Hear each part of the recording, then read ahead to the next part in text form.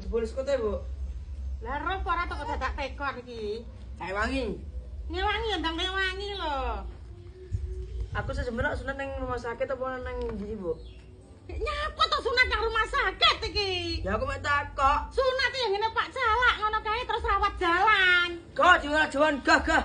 Sunat loro-loro dirawat jalan. Rawat jalan piye jawamu? Ya dirawat jalan ngono. Jawamu rawat jalan ki apa nyapu-nyapu dalan ngono apa piye karepmu? Iya. Rawat jalan iki kontrol ki lho kok rawat jalan. Sapa sing ngongkon kowe ngrawat jalan? Sampe gene muni. Rawat jalan ki bahasane kedokteran. Lek lara kuwi dirawat jalan, dikontrol ngono lho. Lah ra muni kok sampean. Rawat jalan kuwi kontrol ora nyaponi dalan. Genah nyepon jalan kok. Kowe iki ngerti gerak genah. Emang ora ngerti aku.